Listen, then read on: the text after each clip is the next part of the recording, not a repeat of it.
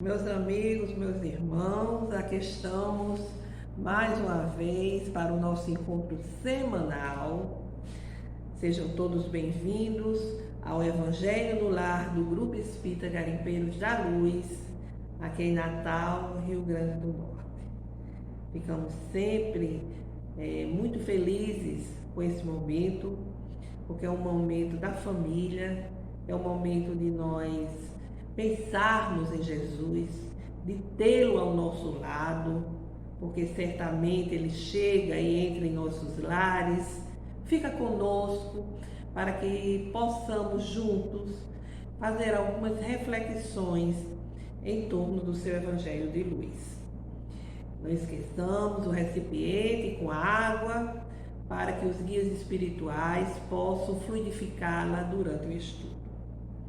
Então vamos fazer inicialmente a leitura preparatória, indo já começando a nossa harmonização, leitura que será do livro Vinha de Luz, Psicografia de Chico, pelo Espírito Emmanuel.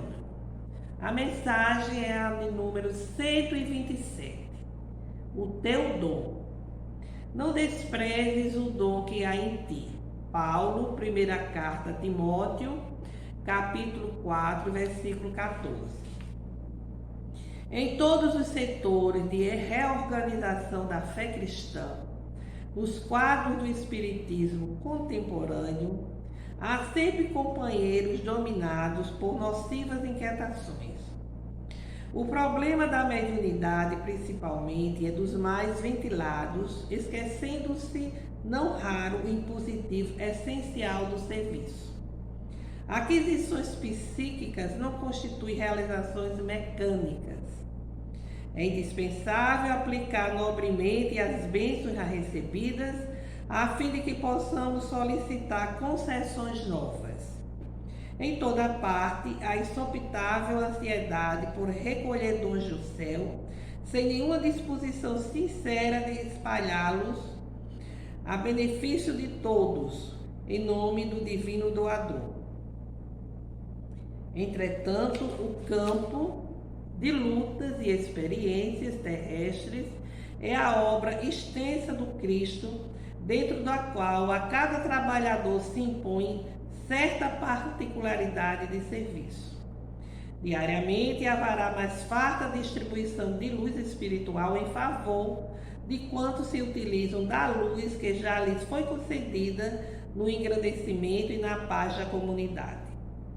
Não é razoável, porém, conferir instrumentos novos a mãos ociosas, que entregam enxadas à ferrugem. Recorda, pois, meu amigo, que pode ser o intermediário do mestre em qualquer parte. Basta que compreendas a obrigação fundamental no trabalho do bem e atendas à vontade do Senhor, agindo incessantemente na concretização dos celestes desígnios. Não te aflijas, portanto, se ainda não recebeste a credencial para o intercâmbio direto com o plano invisível, sob o ponto de vista fenomênico. Se suspira pela comunicação franca com os espíritos desencarnados, lembra-te de que também és um espírito imortal temporariamente na Terra, com o dever de aplicar o sublime dom de servir que há em ti mesmo. Aqui Emmanuel nos traz essa reflexão em torno exatamente desse aspecto, o aspecto do trabalho na seara mediúnica.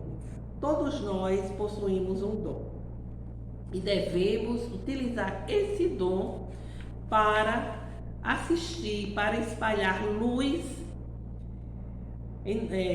junto aos nossos semelhantes. Propagar essa luz, os ensinamentos do Cristo. Às vezes a gente quer ter um dom especial, ter um dom mediúnico mais ostensivo, mas é necessário primeiro que estejamos empenhados no desenvolvimento, no aperfeiçoamento daquele dom que já possuímos. Porque aí, consequentemente, outras oportunidades virão. como resultado de todo o nosso devotamento às obras do Mestre. Então, basicamente, é essa mensagem de hoje, em torno de utilizarmos o nosso dom em favor dos nossos irmãos. Espalhar, como Emmanuel diz, a luz entre as outras criaturas. Então, meus amigos, vamos fazer a nossa prece inicial.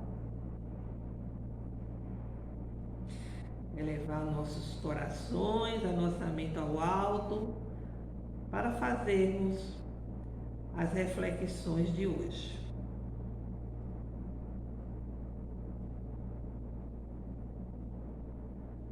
Senhor Jesus, Mestre incondicional de nossas vidas, mais uma vez aqui estamos reunidos em torno do vosso Evangelho, pedindo para que possamos receber as vossas bênçãos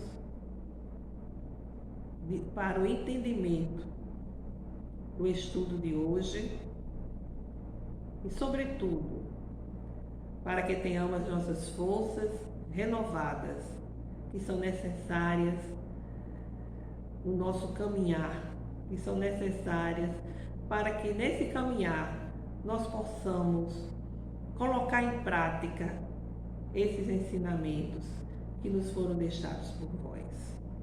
Estende vossas mãos compassivas, ajudando-nos a entender, a compreender e enxergar os caminhos que nos levam de uma forma mais direta às estradas que podem nos conduzir de forma a encontrarmos os meios de atingirmos e compreendermos os vossos propósitos.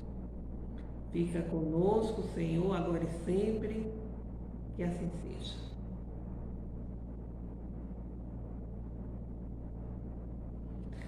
Bem, meus amigos, dando continuidade ao estudo do 14º capítulo do Evangelho segundo o Espiritismo, honrai a vosso pai e a vossa mãe, hoje teremos os itens de 5 a 7.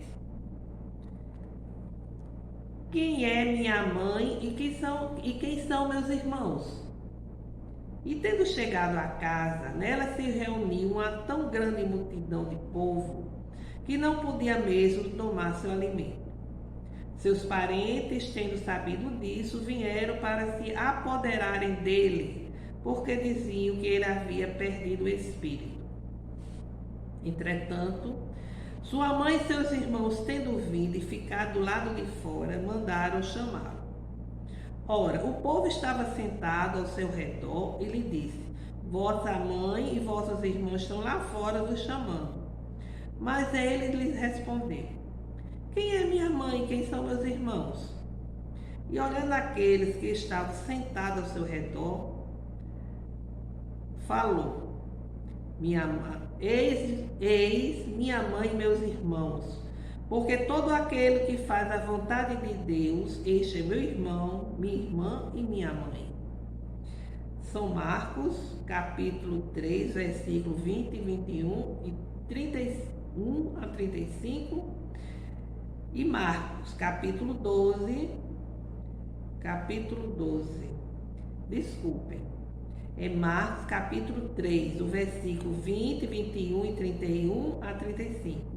E Mateus, capítulo 12, versículo de 46 a 50. Essa é uma passagem que dá muitas reflexões, assim, muitos questionamentos. Aliás, os ensinamentos de Jesus em torno dos seus parentes consanguíneos sempre foi motivo de muita discussão. Possivelmente porque as pessoas, ou seja, todos nós, não conseguimos ainda compreender a lição que ele nos trouxe, que transmite, que nos fala dos laços espirituais da fraternidade, entre os seres humanos, entre todos nós.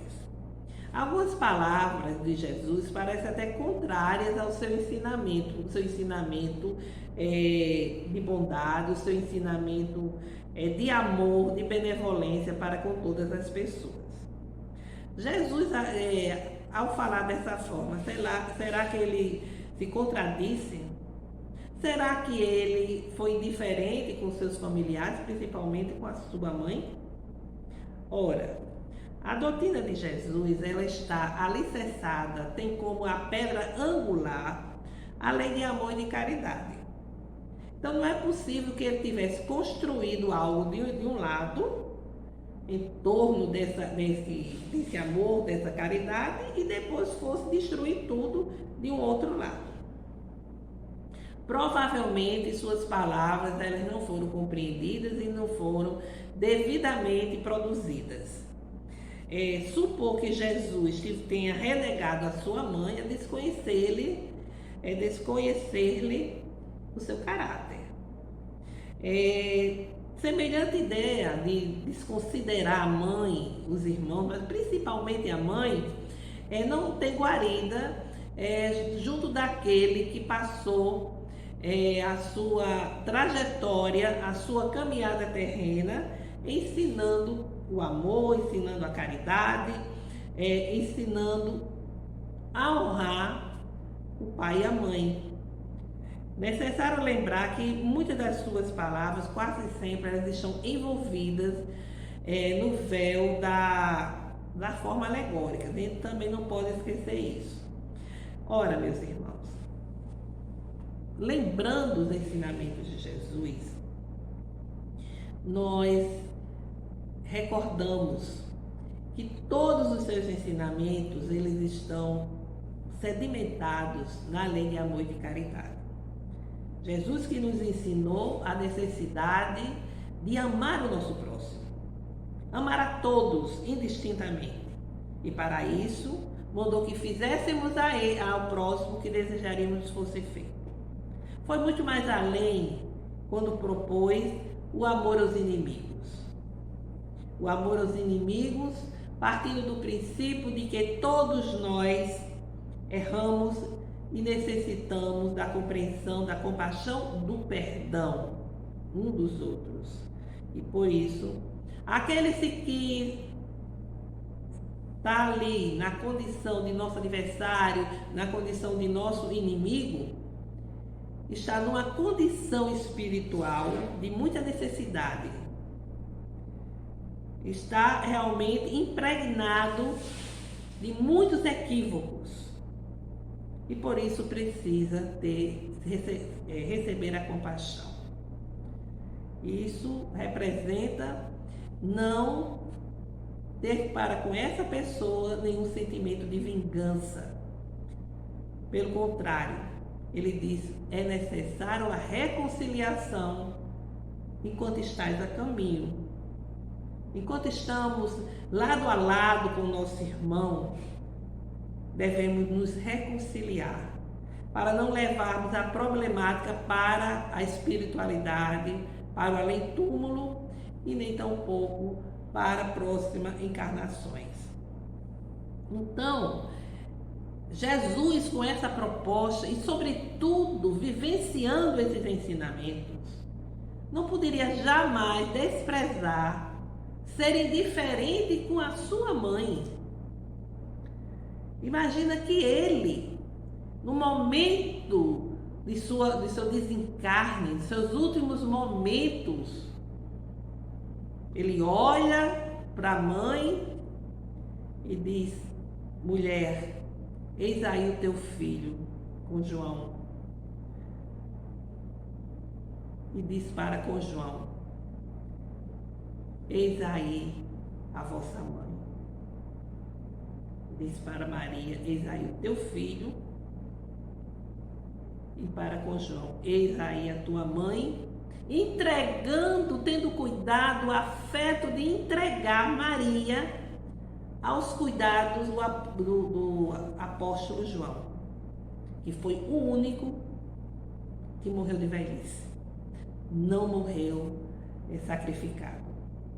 e ficou com Maria até ela desencarnar. É o primeiro ato de adoção que a gente tem notícia, né?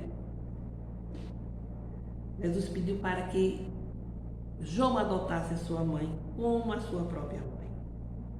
Então, essa ideia que os incrédulos têm, que Jesus foi contraditório, que Jesus pregou algo e nesse momento desprezou, renegou a própria mãe, isso é incompatível. Ora, Jesus estava ali com muita gente, cercado de pessoas que ele considerava irmãos, porque faziam a vontade do Pai.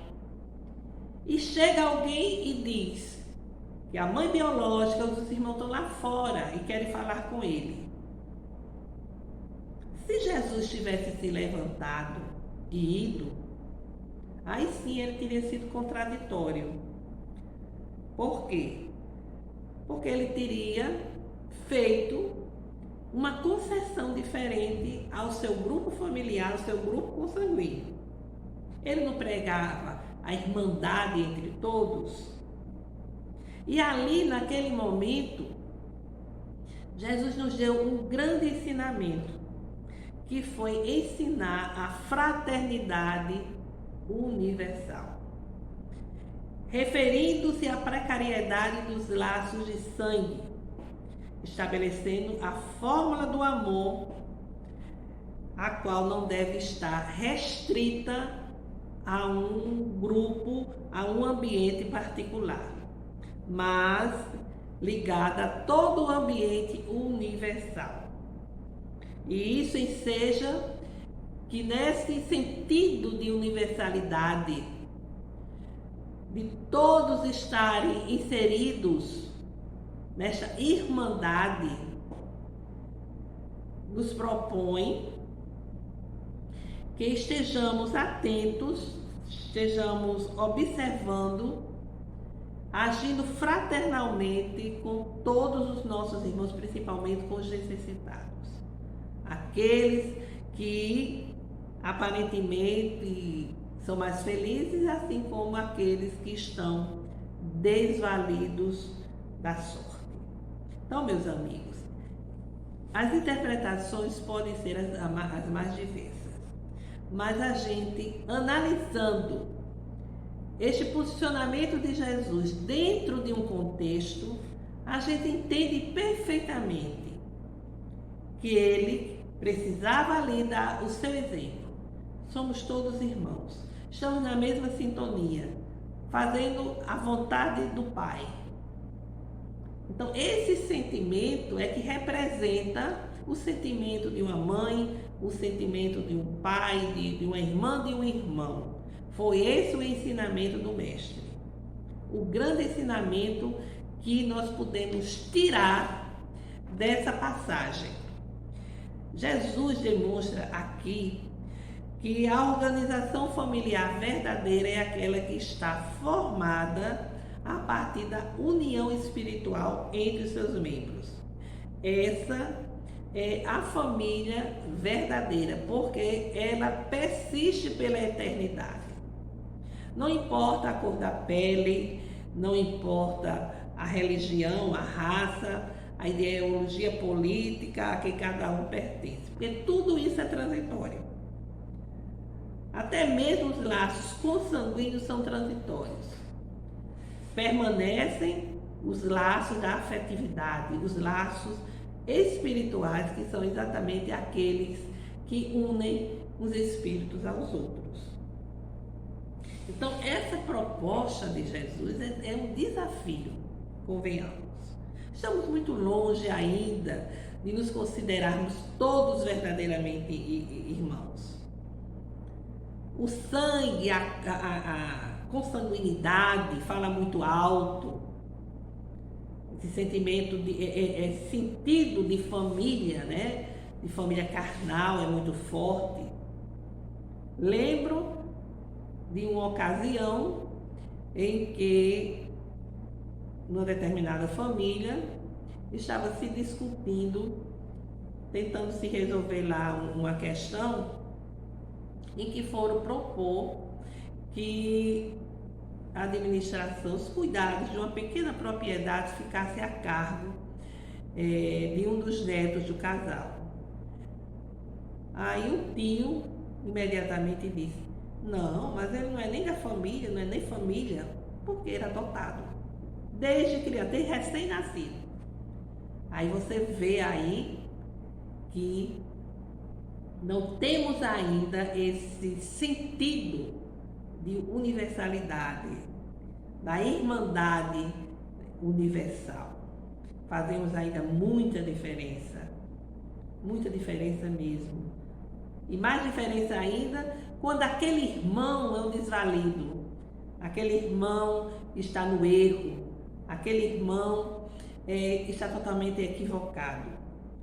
Em uma outra oportunidade, nós estávamos em um determinado lugar quando veio um pedinte e uma das colegas foi indiferente, foi rude. Aí a outra disse: mulher, não faça isso com seu irmão. Ela disse: o quê? Minha família não tem gente dessa espécie, não. Não alcançou, não compreendeu que a verdadeira paternidade é a paternidade divina. Nós estamos pai, nós estamos mãe, nós estamos filho. Desencarnou, nem sempre esse vínculo vai permanecer. Só se houver uma afeição, uma sintonia entre as pessoas. Porque é isso, essa fraternidade, é a afeição, é a sintonia espiritual que nos une. Não é propriamente a consanguinidade. É lógico que uma convivência em família consanguínea faz desenvolver muitos laços.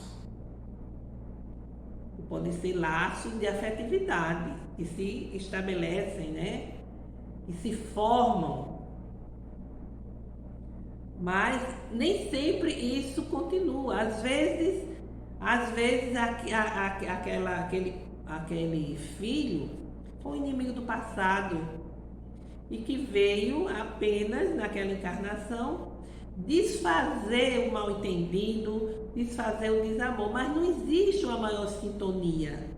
Pode a partir daí surgir, porque nós precisamos saber que em termos de evolução, em termos de reencarnação, de crescimento de cada um, não se trata de uma ciência exata. Cada caso é um caso, cada experiência é uma experiência distinta. Então, meus amigos, a gente percebe, a gente olha, nas redes sociais, a gente vê que as pessoas só consideram aquelas outras que pensam como ela pensa, que tem os mesmos ideais, que tem os mesmos objetivos. Tem uma galera que diz: é da minha tribo, da minha localidade, da minha comunidade, quer dizer, ali se fecham, né? E os outros, às vezes, se tornam adversários e até inimigos. Como estamos longe? Estamos longe até de acompanhar esse processo de regeneração da Terra. É, portanto, necessário termos essa compreensão. Essa passagem de Jesus, ele não repudiou seus familiares. Possa ser, dizem que entre os irmãos tinha alguns que não compartilhavam com as ideias, com os ideais de Jesus.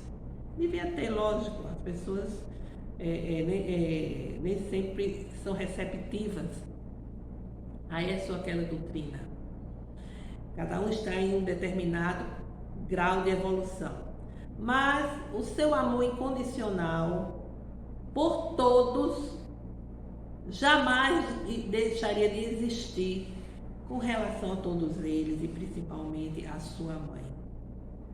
Eu acho que Humberto de Campos, o irmão X, no livro Boa Nova, ele, em um dos capítulos, ele fala de Maria de Nazaré. Ele diz quando ela desencarna, saindo do corpo, desencarnando, aí ela é recebida por um espírito que diz algumas palavras e ela reconhece o filho. Aí se ajoelha e ele não deixa que ela se ajoelhe, não deixa de forma alguma, e diz umas palavras belíssimas que vale a pena ler. Então, meus amigos, é uma mensagem de bastante reflexão para que a gente possa entender o sentido da verdadeira família, que é a família da fraternidade universal. Afinal de contas, o amor filial de Jesus, ele ampliava-se a toda a humanidade para a qual viera. Ele rompeu os grilhões do grupo restrito para ensinar que na condição de serem as criaturas todas filhas de Deus, somos uma só e única família. Isso é muito bonito. Somos uma só e única família, independentemente da condição social, econômica, independentemente da religião, da ideologia da cultura. Somos todos filhos de um só Pai. Então, meus amigos, ficam aqui as reflexões e vamos fazer as nossas vibrações, levando nossos corações e a nossa mente a Jesus, vibrando pela fraternidade universal, pela paz entre as nações, pela justiça social em todas as partes, pelo fortalecimento da doutrina espírita à luz da codificação e do Evangelho do Mestre, vibrando por todas as famílias, para que o Evangelho de Jesus chegue a todos os lares, envolvendo a todos, iluminando a todos, fortalecendo-nos em nossa caminhada, que muitas vezes se apresenta difícil e dolorosa. Jesus amado, estejais conosco, que a vossa graça ilumine os nossos passos, o nosso caminho, as nossas vidas, agora e sempre. Nosso Pai que estás em toda parte, glorificado e santificado seja o vosso nome no louvor de todas as criaturas. Venha a nós o vosso reino de amor e sabedoria, seja feita a vossa vontade acima dos nossos desejos, tanto na terra como nos ciclos espirituais. O pão nosso do corpo e do espírito dai-nos hoje. Perdoai, Senhor, as nossas dívidas, ensinando-nos a perdoar os nossos devedores com esquecimento de todo mal, não permitindo que venhamos a cair nas tentações das nossas próprias inferioridades, livrando-nos da maldade que ainda reside em nós mesmos, para que reine a paz no entendimento, o amor na caridade, hoje, amanhã e sempre. Que assim seja. Que nós possamos, meus amigos, ter um ano novo de muita paz, de saúde. Hoje estamos aqui no nosso primeiro evangelho do ano de 2022. Que possamos estar juntos a cada domingo, nos fortalecendo com a luz dos ensinamentos de Cristo. Uma semana de paz, saúde e harmonia. E até breve.